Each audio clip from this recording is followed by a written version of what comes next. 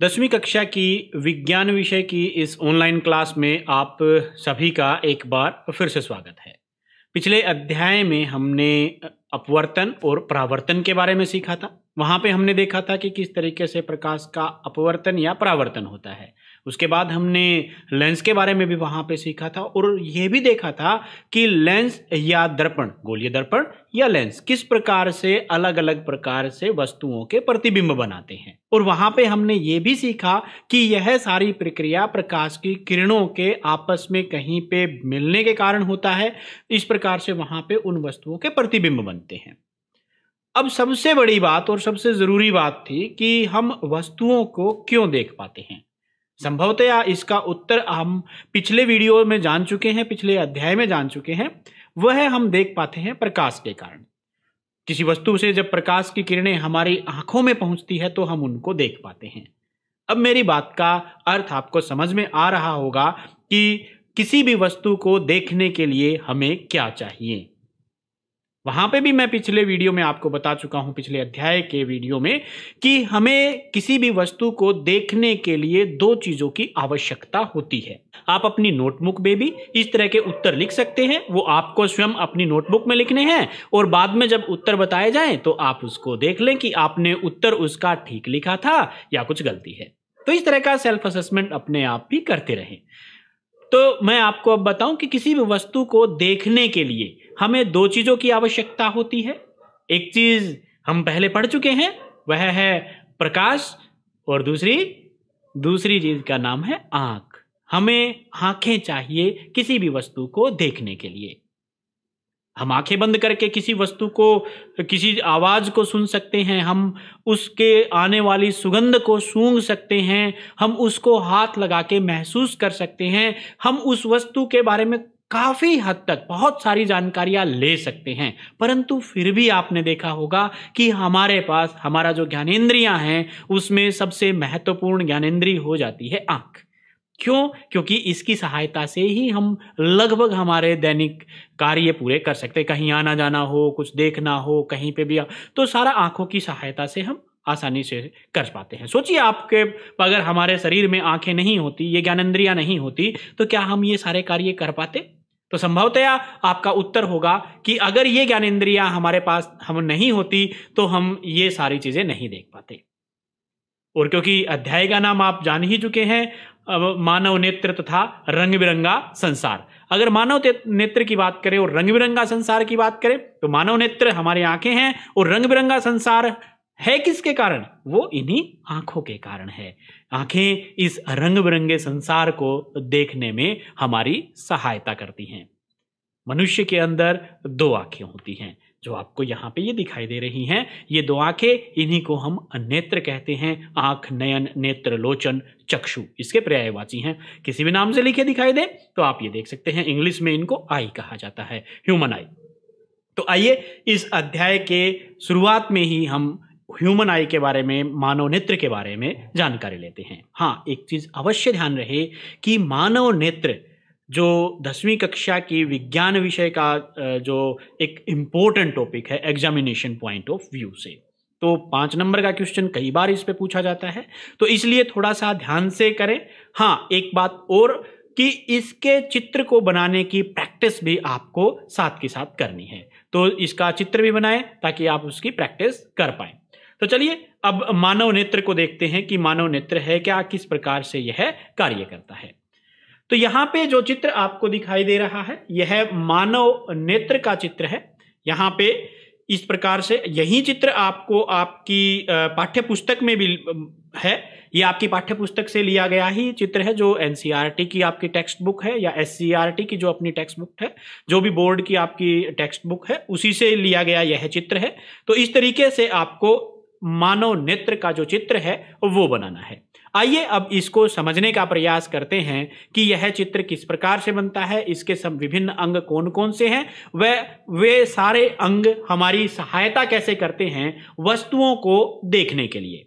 तो देखिए, यह जो पूरा चित्र आपको दिखाई दे रहा है यह मानव नेत्र का चित्र है। यह एक गोलाकार संरचना है, आप देख सकते हैं यह लगभग गोल है। अब यहाँ पे अलग अलग भाग आपको दिखाई दे रहे हैं। ये भाग कौन कौन से हैं, किस तरीके से कार्य करते हैं। तो जब एग्जाम में क्वेश्चन पूछा जाता है तो वहां पे चित्र पूछा जाता है, विभिन्न भाग और उनके कार्यों का वर्णन पूछा जाता है। तो आप पहले चित्र बनाएंगे और उसके बाद उन कार्यों का, उन भागों का अलग अलग कार्य क्या है, किस प्रकार से वो सारे कार्य करते हैं, उसके बारे में भी लिखेंगे। अब चलिए समझते हैं इनको। देखिए, मानव नेत्र जो है वो एक कैमरे की भांति ही काम करता है। जैसे आप मोबाइल का कैमरा करें या आपका घर में फोटो लेने के लिए कोई भी कैमरा है, उसी तरह से मानव नेत्र भी काम करता है। वहां पे भी उसी प्रकार से चित्र बनते हैं जैसे कि आपके कैमरे के अंदर चित्र बनते हैं। जैसे फोटो बनती है वैसे ही हमारे आंख के अंदर भी वैसी ही फोटो बनती है।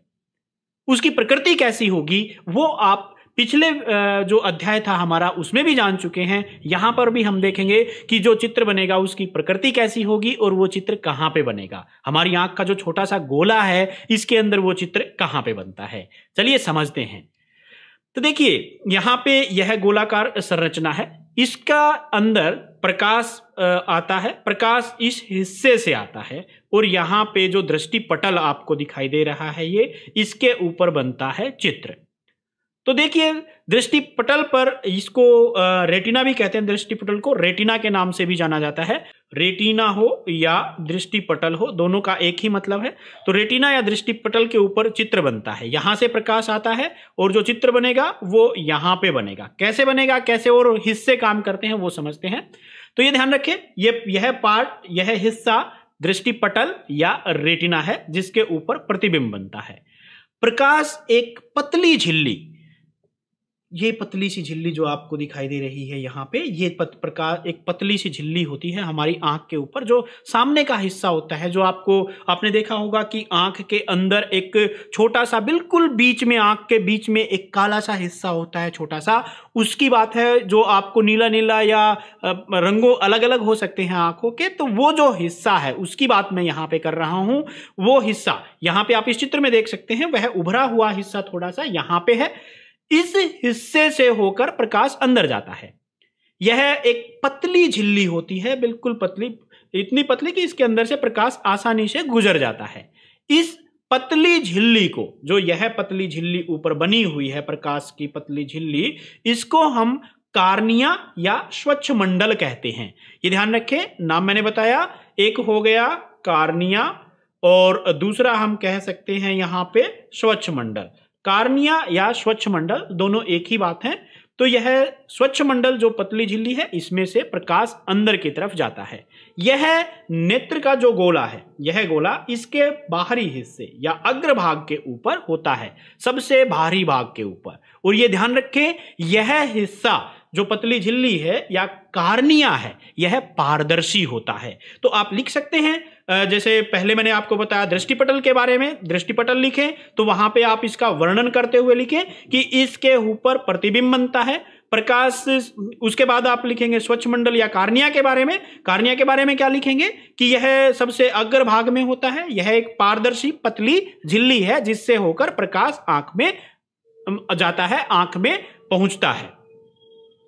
अब उसके बाद जो नेत्र का गोला है, मैंने अभी अभी बताया था आपको, इसकी आकृति लगभग गोलाकार है।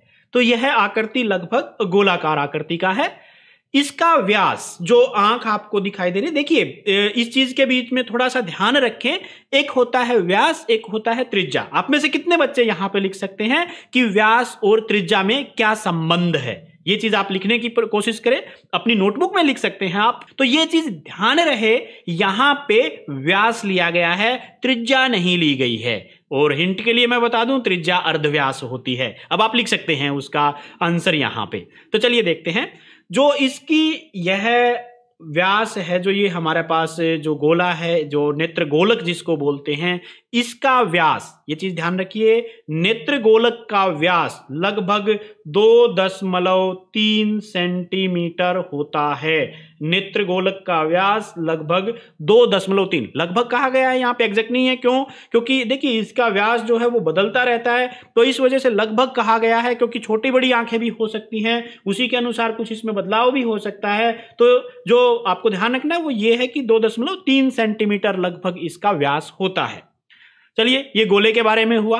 अब नेत्र में प्रवेश करने वाली प्रकाश की किरणों का भाग, अधिकांश भाग हम यहां पे कहें, कार्निया के बाहरी पृष्ठ पर होता है। अपवर्तन जो भी होगा वो कार्निया का बाहरी पृष्ठ। कार्निया का बाहरी पृष्ठ कौन सा है? ये वाला बाहरी पृष्ठ है। इसी के ऊपर जो अपवर्तन वगैरह होता है, जो भी अपवर्तन मैंने बताया था, प्रकाश की किरणें जब किसी के माध्यम के अंदर से गुजर जाती हैं और तो वहां पे अपवर्तन होता है। परावर्तन में तो टकरा के वापस चली जाती हैं, अपवर्तन अंदर जा रही हैं, तो इसका मतलब यहां पे अपवर्तन हुआ। अब यहां पे इस प्रकार से इसके अंदर प्रकाश जाएगा, और अभी मैंने बताया कि अपवर्तन इसी हिस्से के ऊपर होता है। कोई पूछ ले बाई चांस आपसे, पता तो होना चाहिए कि अपवर्तन कहां पे होता है आंख का, क्योंकि पहले आपने अपवर्तन पढ़ा, फिर अब हम आंख के बारे में पढ़ रहे हैं। तो अपवर्तन ध्यान रखिए, आंख के जो बाहरी हिस्सा, सबसे बाहरी हिस्सा मैंने बताया था कार्निया होता है, तो अपवर्तन जो होगा वो कार्निया के ऊपर होगा। तो ये चीज आपको ध्यान रखनी है। चलिए, अब अपवर्तन कार्निया के ऊपर हो गया। उसके बाद जो क्रिस्टलीय लेंस, जो यहां पे ये जो लेंस है, ये अलग अलग रखी वस्तुओं को इसके अंदर से प्रकाश जाएगा, और ये अलग अलग दूरी के ऊपर रखी हुई वस्तु, क्योंकि आंख के पास यहां पे भी हो सकती है वस्तु, कोई वस्तु बहुत दूर हो सकती है। आपने देखा भी होगा कि हम कभी यहां की वस्तु को देखते हैं, कभी वहां की, या आपके सामने भी ऐसे बहुत सारे, आप एक बार रूम में देखते हैं, आपकी किताब की तरफ देखते हैं, या बाहर पेड़ों को देखते हैं, आसमान को देखते हैं, पहाड़ियों को देखते हैं, इस तरह की दूर दूर की वस्तुओं को देखते हैं। तो इसका मतलब हमारी आंखें हर बार उस जगह पे फोकस हो रही है, क्योंकि वस्तु का प्रतिबिंब तो तभी बनेगा जब वो फोकस होगी। अब तो इसका मतलब प्रतिबिंब कहीं ना कहीं जो फोकस लेंस, जो आंख का जो लेंस है, वो अपने आप की फोकस दूरी बदल रहा होगा, तभी उसका प्रतिबिंब हमेशा वो दृष्टिपटल के ऊपर बना सकता है। दृष्टिपटल के ऊपर मैं एक बार समझाता हूं यहां से, हमें वस्तु तब ही दिखाई देगी जब उसका प्रतिबिंब इस दृष्टिपटल के ऊपर बनेगा। और दृष्टिपटल पे बनने का मतलब लेंस को अपने आप को इस तरीके से एडजस्ट करना पड़ेगा कि उसका प्रतिबिंब वो हमेशा यहां बनाए।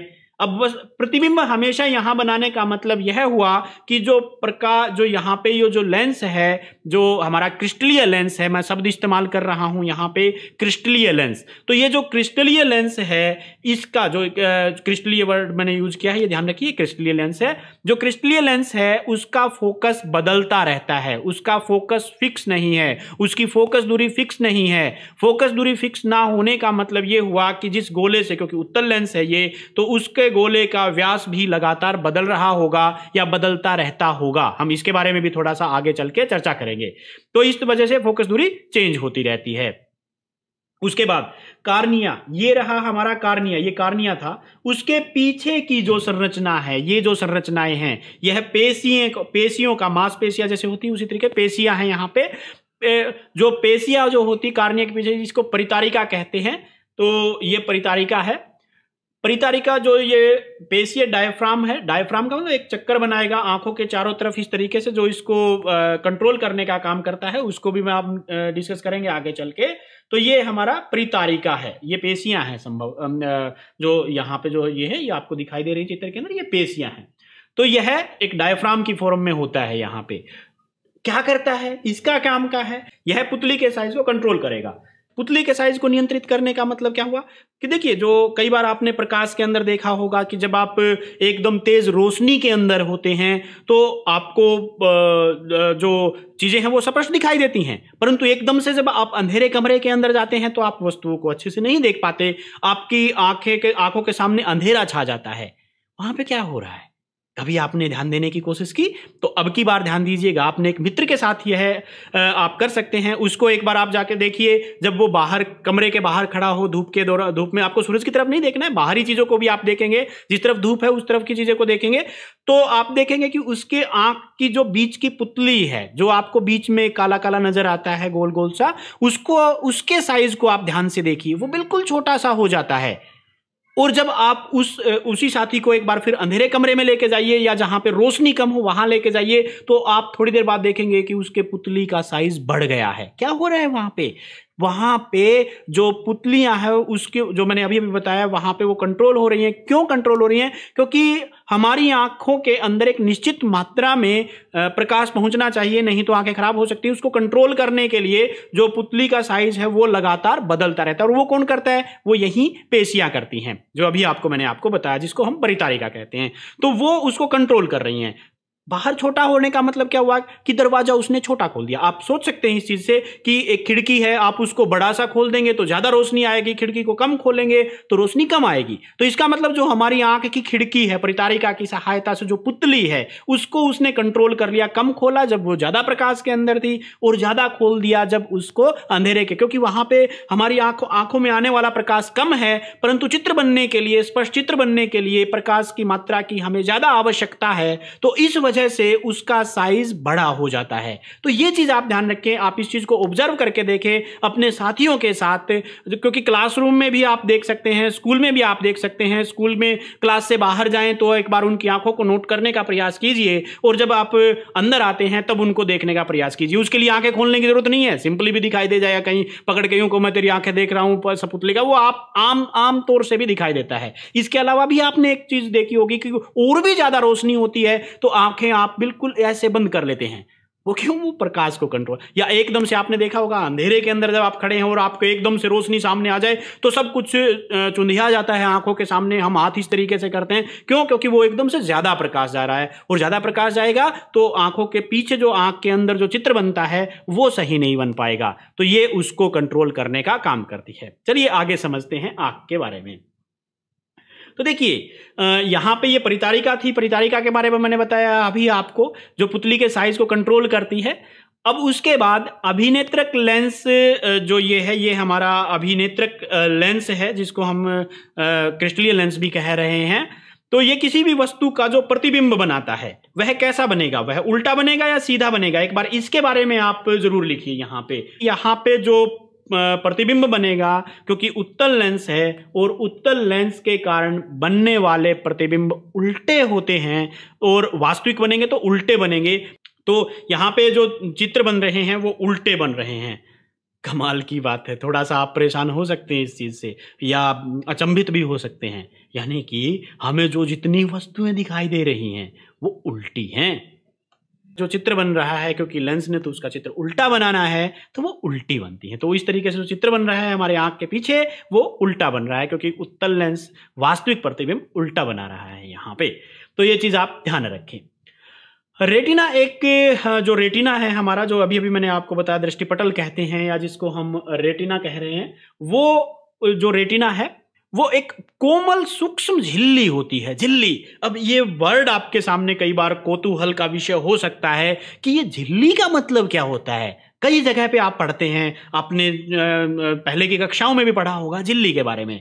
झिल्ली का मतलब एक बारीक सी लेयर, बिल्कुल पतली लेयर, जैसे आप प्याज के ऊपर से एक छिलका अंदर की तरफ से, बाहर की तरफ से नहीं, बाहर वाला छिलका अलग होता है, उसके अंदर से जो सफेद सफेद सा आप छिलका निकाल सकते हैं, वो बारीक सी बिल्कुल पतली सी परत बनती है, जिसको हम झिल्ली कहते हैं। इसी तरीके से हमारे आंख के अंदर भी जो रेटिना है, जिसको हम दृष्टिपटल कह रहे हैं, वो एक पतली सी झिल्ली है। तो इसका मतलब यहां पे ये कोई पतली सी झिल्ली है इस टाइप से। इस झिल्ली के ऊपर ही सारे प्रतिबिंब बनते हैं जो अभिनेत्रक लेंस बनाता है।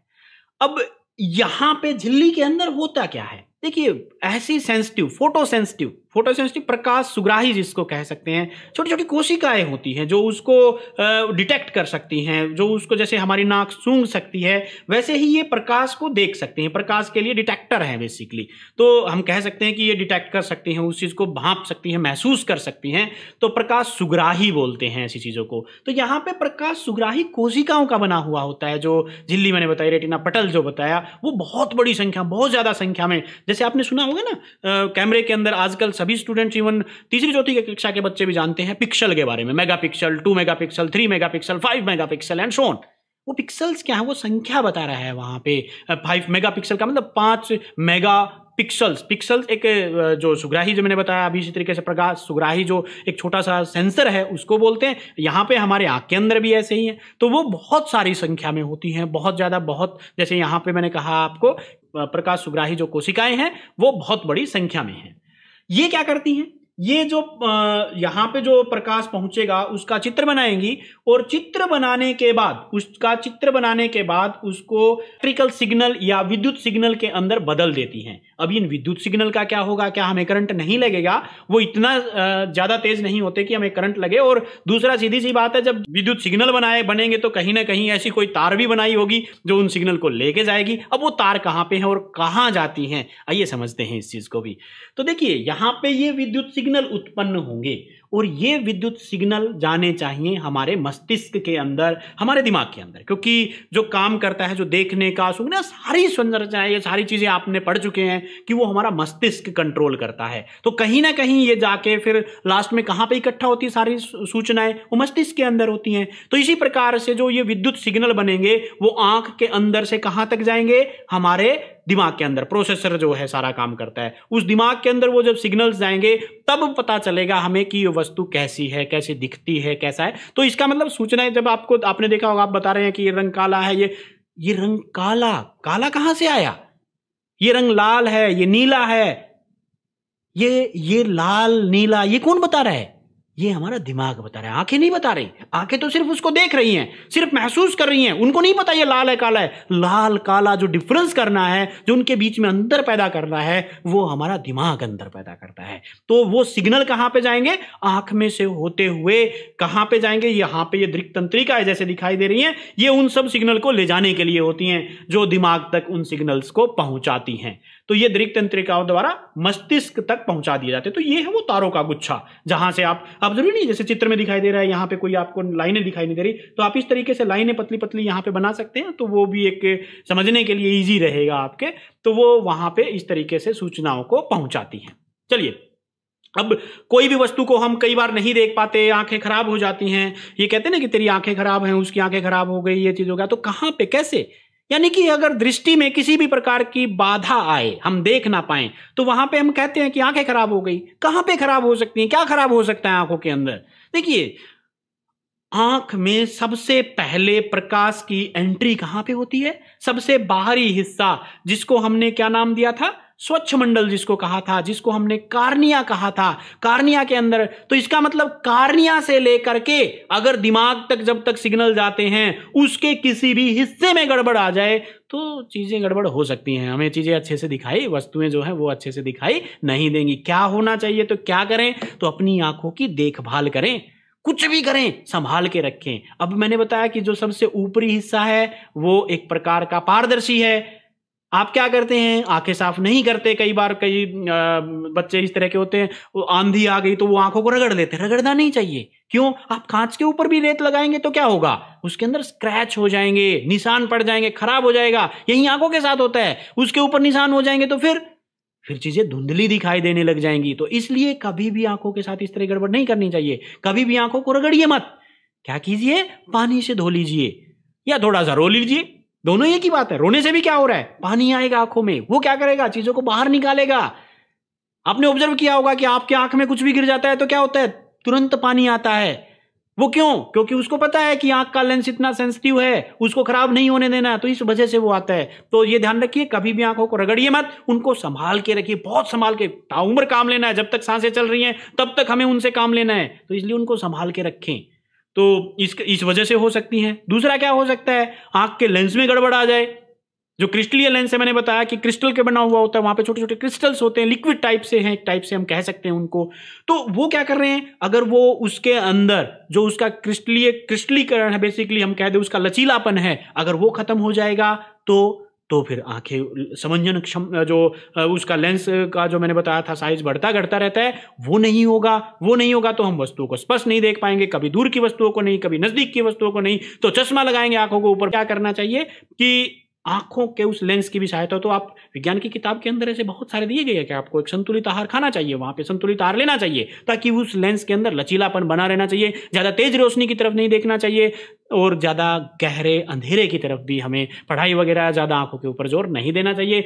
लेट के कभी नहीं पढ़ना चाहिए और मोबाइल से दूरी बनाए रखनी चाहिए। पढ़िए जरूर, पढ़ते वक्त लीजिए, बाकी चीज़ों के लिए उसको छोड़ दीजिए। विज्ञान की कक्षा वहाँ पे आपको ज़रूर अटेंड करनी है, तो वो चीज़ें आप वहाँ पे देख सकते हैं, पर एक टाइम के बाद, और अपनी नोटबुक के अंदर उसके नोट्स बनाइए, फिर उसको पढ़ते रहिए।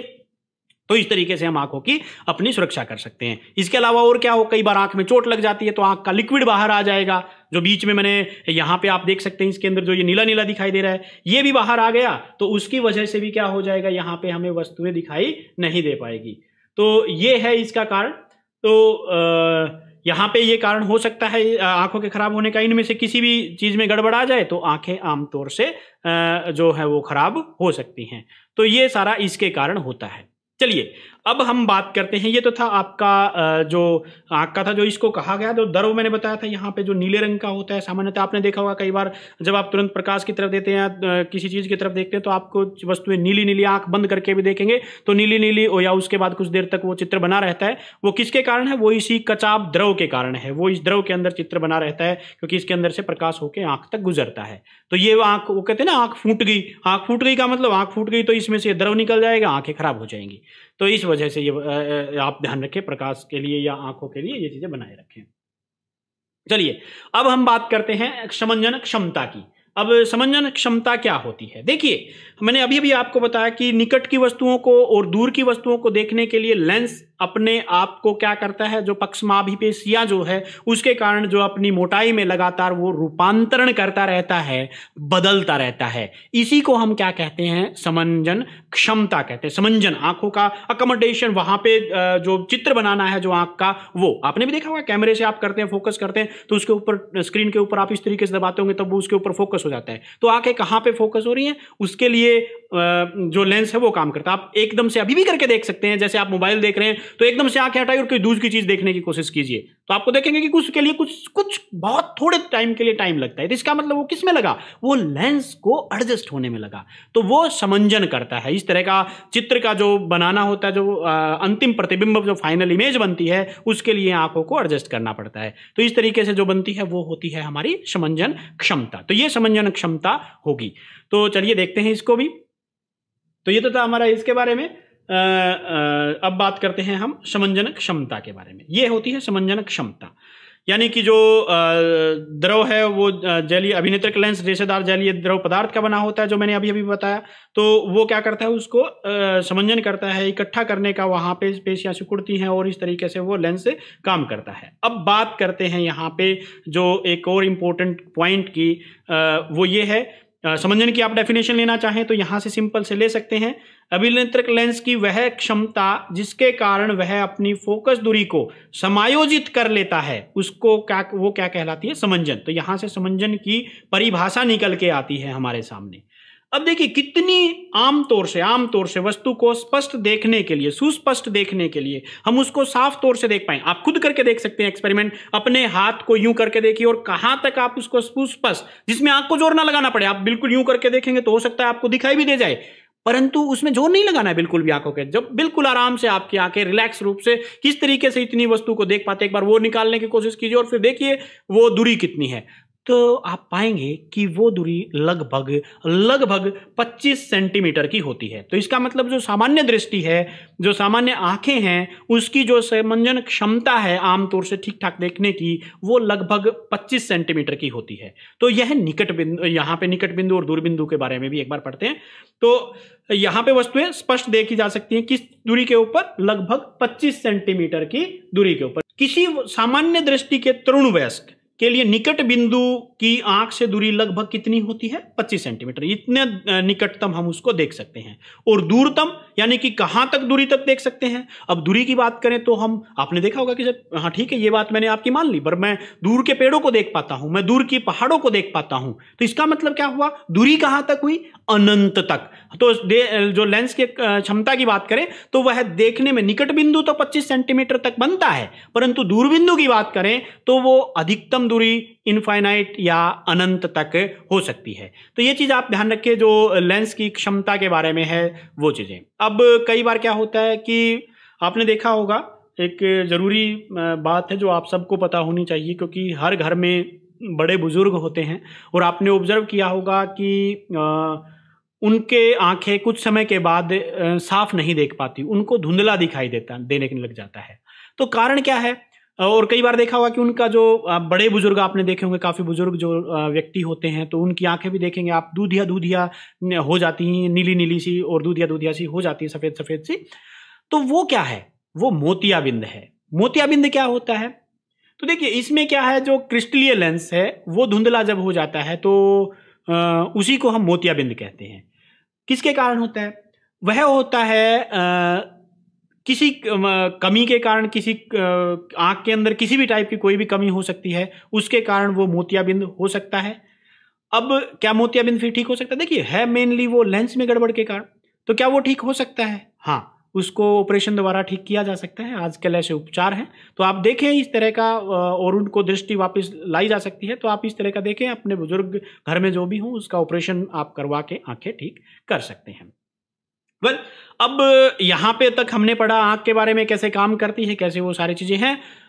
आगे कल हम इससे थोड़ा सा आगे बढ़ेंगे, और जैसा अभी यहाँ पे बताया था कि चश्मे लग जाते हैं, तो उन चश्मे लगने वाली स्थिति को भी हम देखेंगे कि किस स्थिति में चश्मे लगते हैं, कब लगते हैं, कैसे लगते हैं, दूरदृष्टि दोष कौन से होते हैं, आंखों के अंदर दोष कैसे आते हैं। बहुत इंपॉर्टेंट है इस टॉपिक, इस चैप्टर में से लगभग 5 नंबर का क्वेश्चन जरूर आता है। तो इसलिए आपको कोई भी वीडियो इस लेसन का मिस नहीं करना है। अब तक के लिए धन्यवाद।